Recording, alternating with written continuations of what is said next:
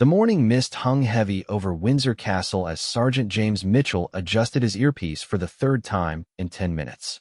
22 years of military service had taught him to trust his instincts, and today something felt different.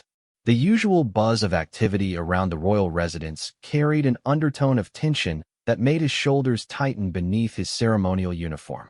Princess Charlotte, now 16 and growing more independent by the day, had insisted on her morning walk through the castle gardens despite the security briefing that had kept Mitchell awake most of the night. Intelligence reports had been flooding in for weeks about increased chatter among extremist groups, though nothing concrete enough to warrant canceling the princess's routine. Mitchell watched from his position near the rose garden as Charlotte moved gracefully along the gravel path, her protection detail maintaining their practiced distance. Detective Inspector Sarah Walsh, the princess's personal protection officer, walked casually behind her, seemingly absorbed in her phone, but actually monitoring every shadow, every movement in their periphery. The morning had started like any other. Mitchell had arrived at 0500 hours for the security briefing, where Chief Inspector Robert Hayes had outlined the day's schedule with military precision. Charlotte would attend her private tutoring session at 0900, followed by the garden walk at 10:30, then a charity lunch in the Great Hall at 1300. Standard protocol, standard routes, standard security measures. But the intelligence reports were anything but standard. 3 weeks earlier, the Metropolitan Police's Counterterrorism Command had intercepted communications between members of a previously unknown radical group calling themselves the New Republic Movement. Their manifesto, scattered across dark web forums, ranted about the outdated monarchy and the need for dramatic action to awaken the British public to what they called the parasitic nature of the royal family. Most concerning were the specific references to Princess Charlotte. The group had identified her as a symbol of the monarchy's future and had been tracking her public appearances with unsettling precision. They knew her schedule, her preferences, even her favorite walking routes through the castle grounds. Mitchell had served in Afghanistan and Iraq before joining the Royal Protection Command. He'd seen real threats, faced genuine danger, and learned to distinguish between credible risks and empty posturing. The New Republic movement's communications carried the hallmarks of serious planning. These weren't keyboard warriors making idle threats from their mother's basements. Someone was coordinating, someone with resources and knowledge of royal protocols.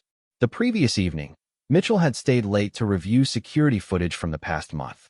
Hours of mundane recordings showed delivery trucks, maintenance workers, tourists at the castle's public areas, and the constant flow of staff going about their daily routines. But buried in the thousands of hours of footage, the security team had identified several anomalies. A maintenance worker who had appeared at 3 different royal locations over the past 2 weeks, always with legitimate work orders, always properly credentialed. A photographer who had been particularly interested in security camera positions during a public tour. A delivery driver who had asked unusually detailed questions about staff schedules while dropping off supplies. Individually, each incident could be explained away. Together, they suggested reconnaissance, the kind of careful, patient observation that preceded serious operations. As Mitchell continued his watch, he noticed Charlotte had stopped to examine a particularly vibrant display of autumn roses. The morning sun caught the highlights in her hair as she leaned forward to smell the flowers, a gesture so natural and innocent that it momentarily reminded Mitchell why his job mattered so much. Behind the protocols and procedures, behind the politics and public relations, there was a young woman who deserved to live her life without fear. Detective Inspector Walsh had subtly repositioned herself, using a nearby garden sculpture to provide additional cover while maintaining visual contact with her charge. The coordination between protection officers was seamless, years of training and experience creating an invisible network of security around the princess. Mitchell's radio crackled quietly.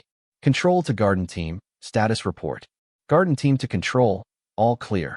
Subject is at the rose garden, continuing standard route. Copy that, garden team. Be advised, we've had additional intelligence updates. Maintain heightened awareness. The words sent a chill down Mitchell's spine.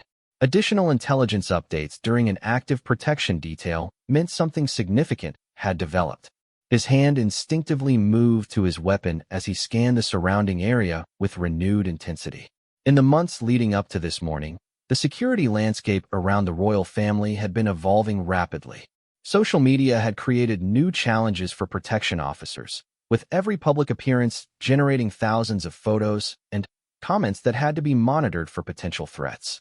The rise of drone technology meant the traditional perimeter security approach needed constant updating. But it wasn't just technology creating new challenges. The political climate had grown increasingly polarized, and the royal family had become a lightning rod for various grievances about British society. Economic uncertainty, social division, and the ongoing debates about the monarchy's role in modern Britain had created an atmosphere where extreme views could flourish.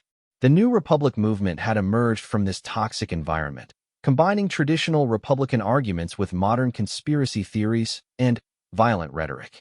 Their social media presence was carefully managed, using encrypted communications and anonymous accounts to avoid detection while building their following. What made them particularly dangerous was their apparent understanding of royal security procedures. Their intercepted communications referenced shift changes, route variations, and security protocols with an accuracy that suggested inside knowledge. Counterterrorism investigators were working around the clock to identify potential sympathizers within the royal household staff, a process that required extreme delicacy given the sensitivity of the allegations.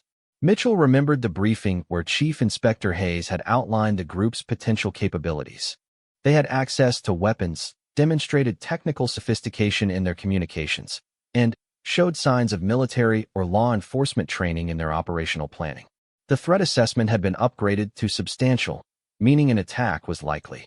As Princess Charlotte continued her walk, moving now toward the more secluded area of the garden where ancient oak trees provided natural cover, but also potential hiding spots for threats, Mitchell felt the familiar pre-action tension building in his muscles. His breathing became more controlled, his vision sharper, his awareness heightened to the point where every sound, every movement registered with crystal clarity. The intelligence reports had suggested that if an attack were to occur, it would most likely happen during one of Charlotte's routine activities. The garden walk was particularly vulnerable because of the need to balance security with the princess's desire for relative normalcy. Too heavy a security presence would destroy the peaceful atmosphere she valued, but too light a presence could create opportunities for determined attackers. Mitchell's earpiece crackled again. All stations, this is Control. We have movement on the perimeter. Maintenance vehicle approaching the east gate. Driver credentials being verified. The message was delivered in the calm, professional tone that characterized all radio communications, but Mitchell caught the subtle urgency underlying the words. Maintenance vehicles were supposed to be scheduled in advance, with their arrival times coordinated to avoid conflicts with royal activities. He watched as Detective Inspector Walsh received the same message, her barely perceptible nod indicating she was adjusting her position to account for the new information. Charlotte, unaware of the developing situation, continued examining the roses, occasionally pointing out particularly beautiful blooms to her lady-in-waiting, who had accompanied her on the walk. The morning that had started with routine precision was beginning to take on the characteristics of something much more serious. Mitchell's training kicked in, his mind automatically running through contingency plans and escape routes while his eyes continued their methodical sweep of the garden perimeter. In the distance, he could see other members of the security team making subtle adjustments to their positions. The coordination was invisible to casual observers, but to Mitchell's experienced eye, it was clear that the protection detail was transitioning from routine monitoring to active threat response. The maintenance vehicle situation would be resolved within minutes. Either the credentials would check out, and the vehicle would be admitted for legitimate work, or it would be turned away and flagged for further investigation. But the incident served as a reminder of how quickly a normal morning could transform into something potentially dangerous. Mitchell thought about the intelligence briefings he'd sat through over the past month, the endless discussions about threat levels and response protocols. The New Republic movement had made it clear that they viewed the royal family as legitimate targets, and their communications suggested they were moving from planning to action. What made the situation particularly challenging was the group's apparent patience. Unlike the impulsive lone wolf attackers who had characterized many recent incidents, the New Republic movement showed signs of careful, long-term planning. They were willing to conduct extended surveillance, to gather detailed intelligence, and to wait for the optimal moment to strike. As Princess Charlotte moved deeper into the garden, Mitchell found himself hoping that this would be just another routine morning, another successful protection detail that would end with the princess safely returned to the castle. But his experience told him that the convergence of factors, the intelligence reports, the timing, the subtle changes in the security environment, suggested otherwise. The radio remained silent for several long minutes, the only sounds being the gentle rustling of leaves in the morning breeze and the distant hum of traffic from the roads surrounding Windsor. It was the kind of peaceful morning that made Mitchell's job seem almost unnecessary, until he remembered the detailed threat assessments and the very real dangers that lurked beyond the castle walls. Detective Inspector Walsh had positioned herself near a garden bench, maintaining her casual appearance while keeping Charlotte within easy reach. The princess had moved on from the roses and was now walking along the path that led toward the more secluded area of the garden where the morning's events would soon take a dramatic turn. The maintenance vehicle had been cleared through the east gate, its driver's credentials verified, and work orders confirmed legitimate. But the brief spike in tension had reminded everyone on the protection detail that threats could emerge from the most routine circumstances. Mitchell watched as Charlotte approached the ancient oak grove, her favorite part of the garden where she often paused to read or simply enjoy the tranquility. Detective Inspector Walsh had received an update through her earpiece that made her expression tighten almost imperceptibly. The morning intelligence briefing had included new intercepts from the New Republic movement, communications that suggested their operational timeline had accelerated. What had previously been assessed as a potential future threat was now being evaluated as an imminent danger. The intercepted messages were cryptic but alarming. References to the morning of roses and when the young eagle walks alone had been decoded by intelligence analysts as likely references to Charlotte's garden routine. Most disturbing was a message sent just hours earlier that simply read, "Today the revolution begins." Mitchell's radio buzzed with a priority update. All stations, control. Threat level upgraded to critical. Implement Protocol 7 immediately. Protocol 7 meant the immediate security of the principal, Princess Charlotte, had been compromised. It meant that somewhere in the intelligence network, analysts had identified credible evidence of an imminent attack. It meant that the morning walk was about to become a potential battlefield. The transition to Protocol 7 was executed with the smooth efficiency that came from countless hours of training. Additional security personnel, previously positioned at strategic points around the castle, began converging on the garden. Escape routes were cleared and verified. Emergency medical teams went on standby. The entire royal protection apparatus shifted into high alert mode. But the challenge with Protocol 7 during an active detail was maintaining the appearance of normalcy while implementing extraordinary security measures. Charlotte couldn't be allowed to panic, and any obvious change in security posture might alert potential attackers that their plans had been discovered.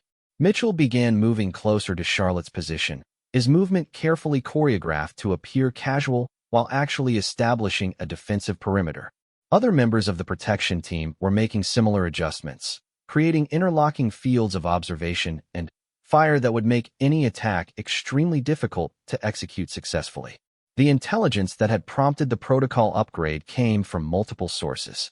Electronic surveillance had detected unusual activity on communications networks associated with extremist groups. Human intelligence assets had reported suspicious movements in London and the surrounding counties. Most significantly, facial recognition systems at major transportation hubs had identified several individuals with known connections to anti-monarchy organizations converging on the Windsor area over the past 48 hours. Detective Inspector Walsh approached Charlotte with practiced casualness. "Your Highness, perhaps we should return toward the castle. Your next appointment has been moved up slightly." Charlotte looked up from the book she had been reading while seated on her favorite bench beneath the largest oak tree. "Must we, Sarah? It's such a beautiful morning, and I was just getting to the good part." The exchange was perfectly normal, exactly the kind of conversation that happened during dozens of royal protection details every year. But Walsh's trained ear caught something in her own voice, a slight tension that she hoped Charlotte wouldn't notice. "I'm afraid so, Your Highness." Perhaps we could take the longer route back? Through the sculpture garden. The suggestion was actually a security protocol disguised as accommodation. The sculpture garden route would take them through areas with better sight lines and fewer potential hiding spots. It would also bring them closer to the additional security personnel who were now in position. As they began walking, Mitchell noticed a flicker of movement in his peripheral vision. A maintenance worker was approaching from the direction of the east gate, pushing a cart filled with gardening tools. The worker was properly uniformed, wore the correct identification badge, and moved with the casual efficiency of someone familiar with the castle grounds. But something was wrong. The maintenance schedule Mitchell had reviewed that morning showed no gardening work planned for the Oak Grove area. The cart the worker was pushing appeared heavier than it should be for basic gardening tools. Most importantly, the worker's movement patterns suggested military training, the controlled pace, the constant environmental awareness, the way he kept his hands free despite pushing the cart. Mitchell's thumb found the emergency alert button on his radio transmitter. A single press would send an immediate alarm to all security personnel and lock down the entire castle complex. But false alarms carried their own risks, and he needed to be certain. The maintenance worker continued his approach, now less than 50 meters from Charlotte's position. His path would intersect with their return route in approximately 30 seconds. Walsh had noticed the worker too, her hand moving subtly toward her weapon while maintaining conversation with Charlotte about the morning's tutoring session. Intelligence reports had warned about the New Republic movement's sophistication, but seeing it in action was sobering. The maintenance worker's credentials were apparently genuine. He had passed through multiple security checkpoints without triggering any alarms. His equipment appeared legitimate. Even his behavioral profile seemed normal to casual observation.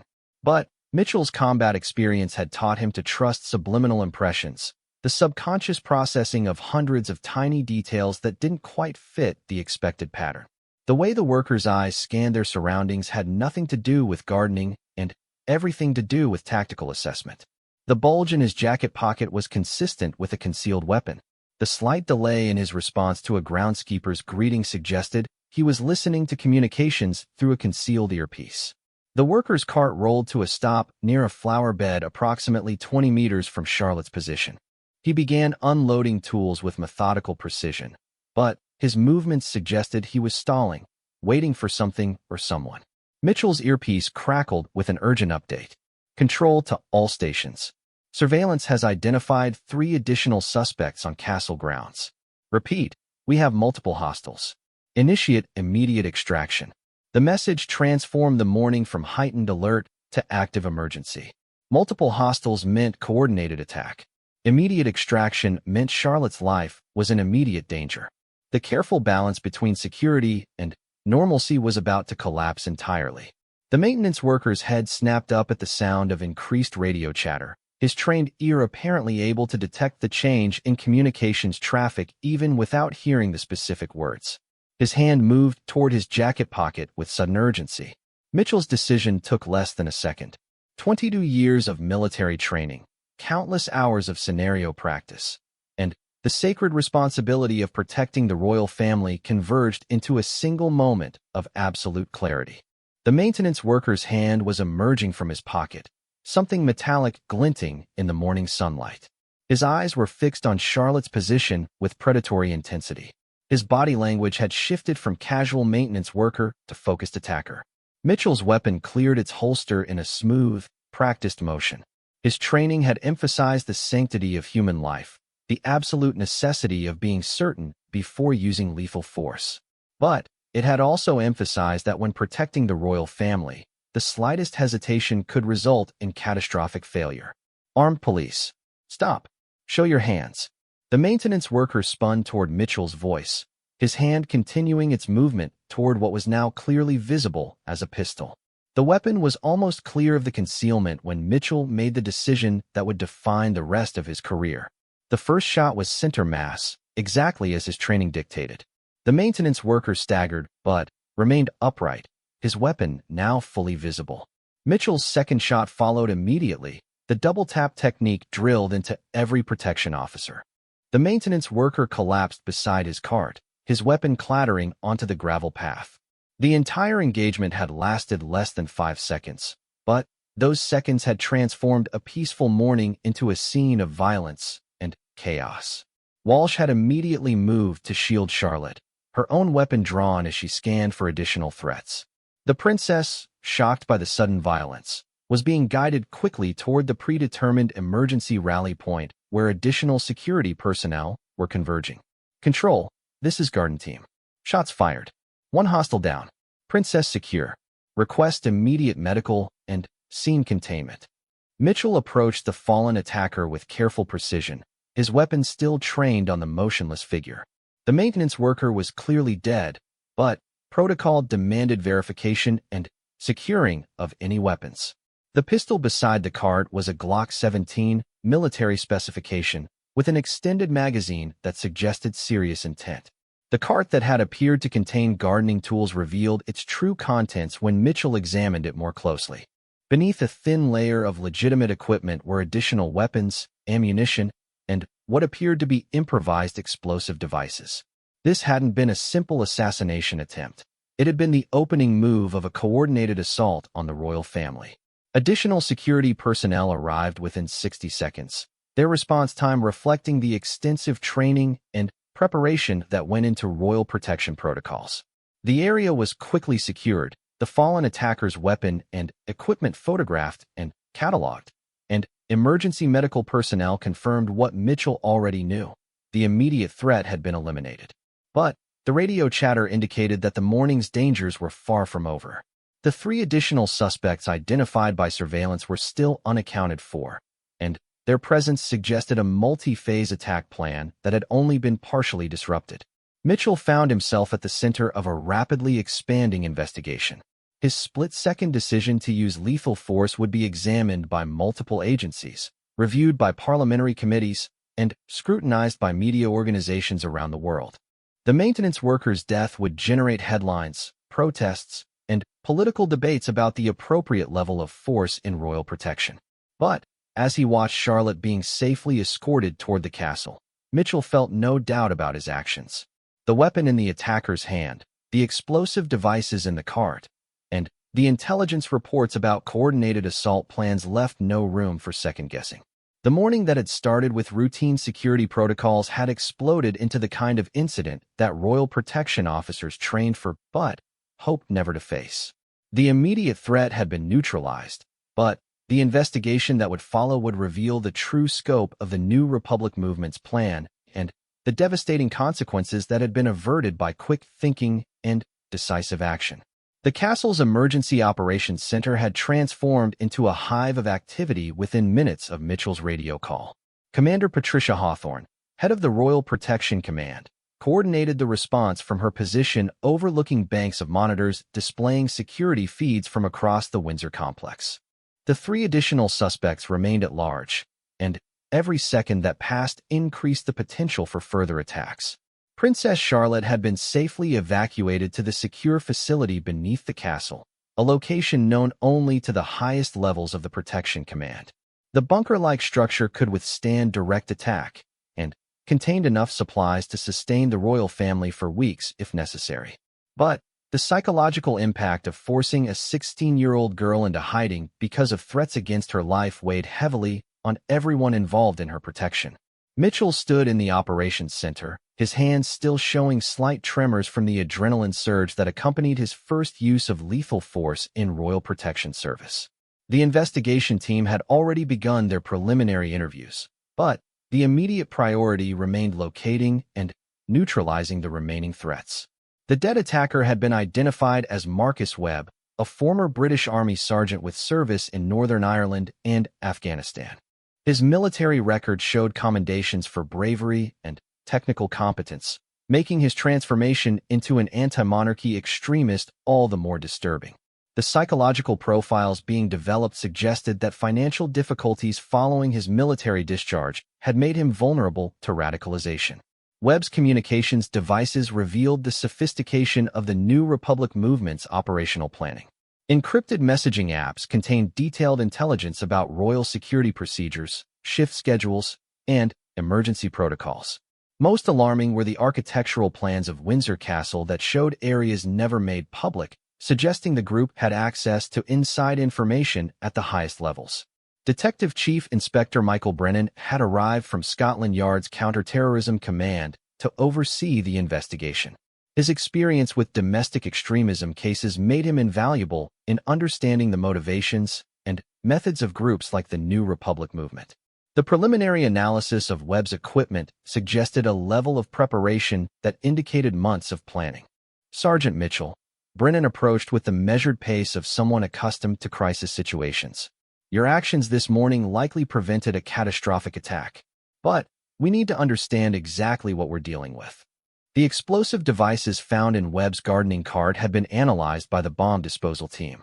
Each device was sophisticated enough to cause significant casualties and structural damage, but crude enough to suggest amateur construction.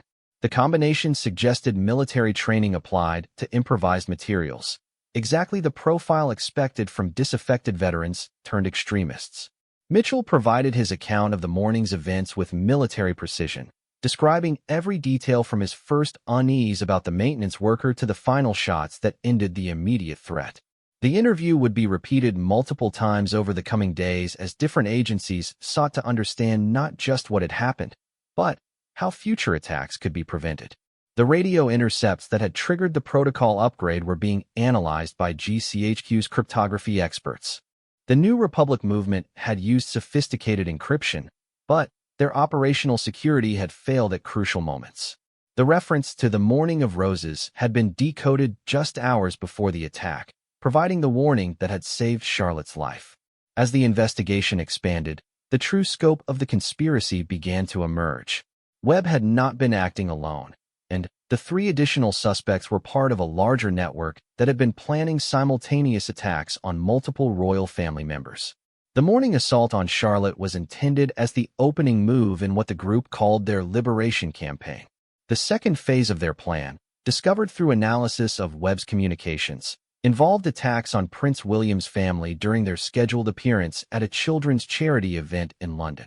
The timing had been carefully coordinated to maximize media impact and prevent effective security response. Metropolitan police units were racing to intercept the London cell before they could implement their attack plan. The charity event had been cancelled, and the royal family moved to secure locations, but the suspects remained at large and potentially desperate enough to attempt modified attacks against softer targets. Mitchell found himself assigned to a special investigation team tasked with understanding how the New Republic movement had acquired such detailed intelligence about royal security procedures. The leak could come from anywhere: disaffected staff members, compromised communications, or even sympathizers within the protection services themselves. The possibility that trusted colleagues might be involved in the conspiracy created an atmosphere of suspicion that permeated every aspect of the ongoing response. Background checks were being conducted on anyone with access to sensitive information. Communications were being monitored for signs of unauthorized disclosure. The tight-knit community of royal protection officers was being forced to view each other with suspicion. Webb's personal history provided clues about the recruitment and radicalization process used by the New Republic movement. Financial pressure from accumulated debts had made him vulnerable to approaches from extremist groups offering both ideological purpose and monetary compensation. His military background had made him valuable to the conspiracy, while his personal circumstances had made him willing to participate.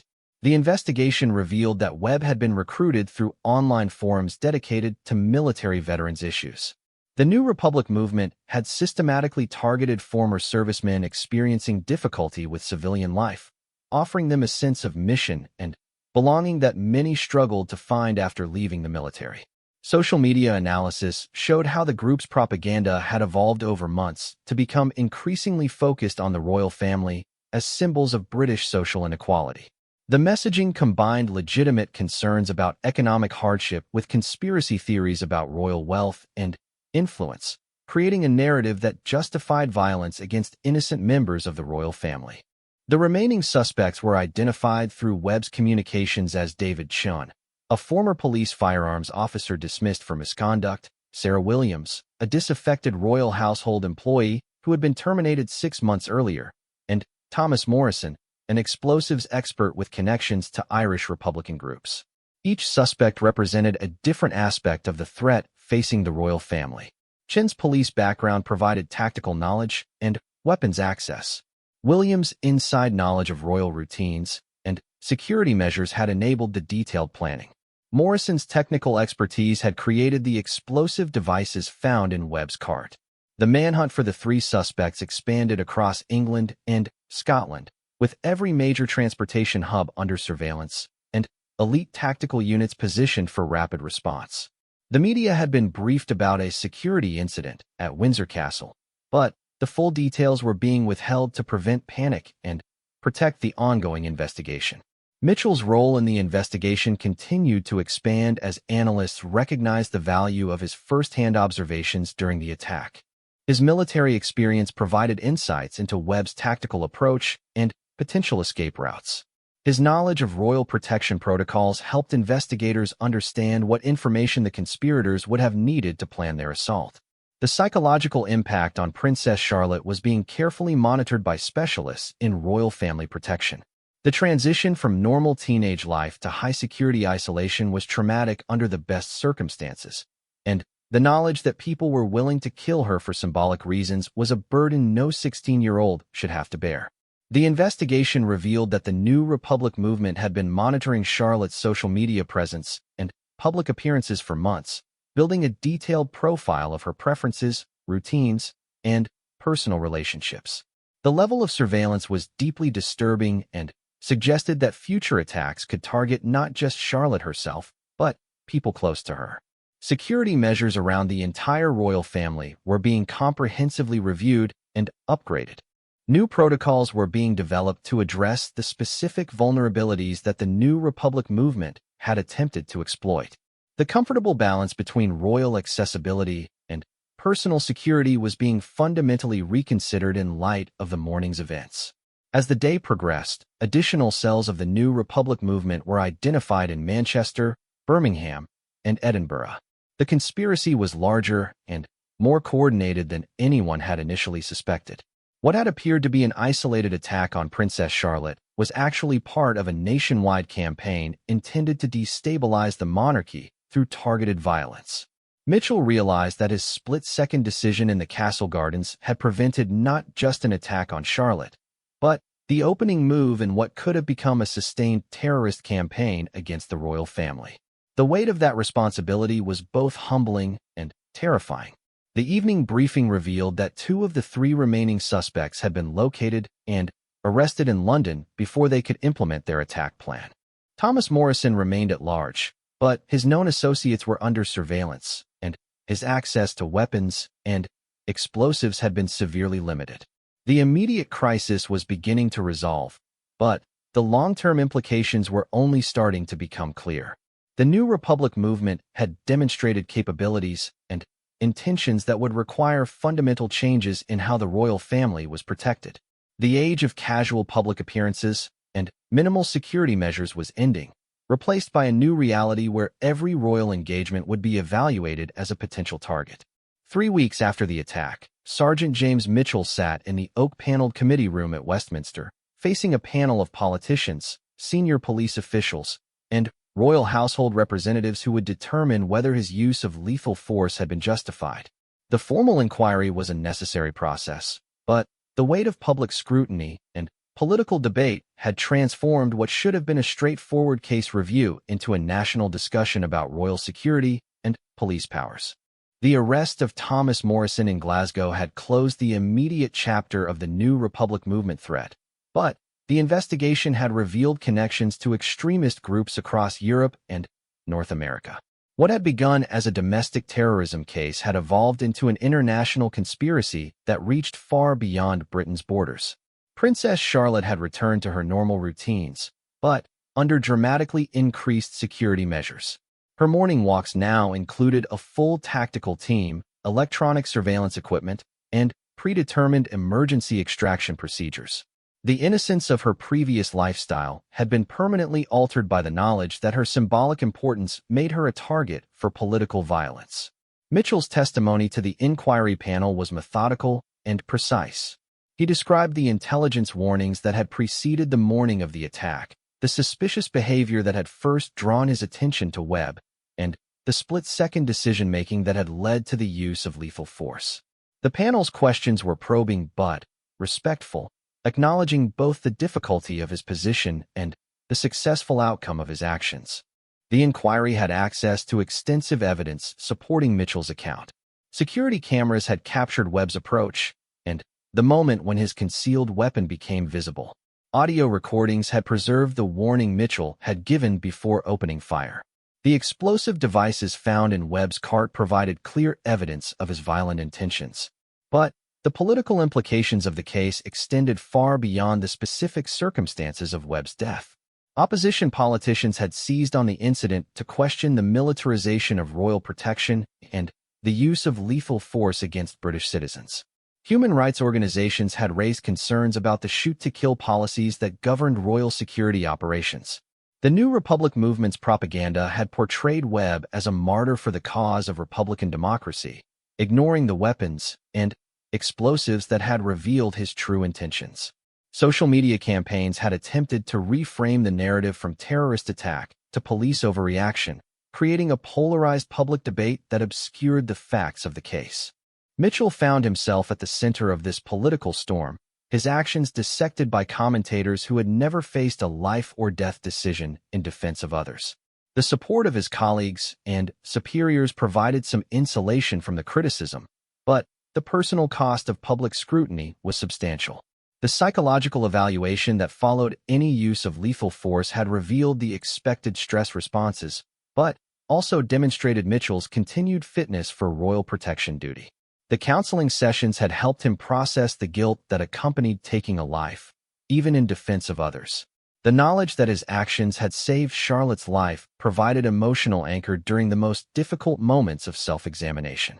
The investigation into the intelligence failures that had allowed the New Republic movement to operate undetected for months had resulted in significant changes to counterterrorism procedures.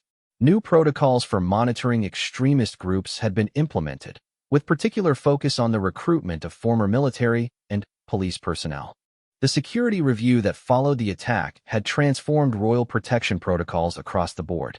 Public appearances now required enhanced threat assessment procedures. Social media monitoring had been expanded to include more sophisticated analysis of extremist communications. The balance between royal accessibility and personal security had shifted decisively toward protection. Sarah Williams, the former royal household employee whose inside knowledge had enabled the conspiracy's detailed planning, had provided crucial information about how the group had acquired sensitive intelligence. Her cooperation with investigators had revealed systemic weaknesses in personnel security procedures that were being addressed through comprehensive background check reforms. The trial of the captured New Republic movement members had become a showcase for the prosecution of domestic terrorism cases.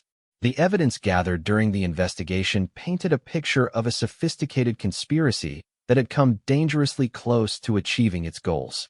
Webb's death had prevented not just an attack on Charlotte, but a coordinated campaign that could have claimed multiple lives.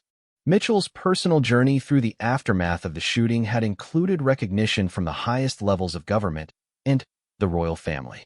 A private meeting with Princess Charlotte herself had provided closure for both the protector and the protected, allowing them to move forward from the traumatic events that had bound their lives together. The medal ceremony had been conducted with typical British understatement, but the significance of the recognition was profound. The George Medal awarded to Mitchell represented not just acknowledgement of his heroic actions, but the gratitude of a nation for protecting one of its most vulnerable and symbolically important young people. The public interest in the case had gradually subsided as new events claimed media attention, but the lessons learned from the New Republic movement's conspiracy continued to influence security policy. The case had demonstrated both the evolving nature of threats against the royal family and the effectiveness of properly trained and equipped protection officers in responding to those threats. Mitchell's return to active duty had been carefully managed, with initial assignments that allowed him to readjust to normal protection routines without the pressure of high-profile events. His colleagues' respect for his actions had made the transition easier, though the memory of that morning in the castle gardens would remain with him for the rest of his career. The broader implications of the case extended beyond royal security to questions about the radicalization of former servicemen and the responsibility of social media platforms to monitor extremist content. The New Republic movement's recruitment techniques had highlighted vulnerabilities in the support systems for military veterans, leading to improved counseling and financial assistance programs. The international connections revealed during the investigation had prompted enhanced cooperation between British intelligence services and their counterparts in allied nations.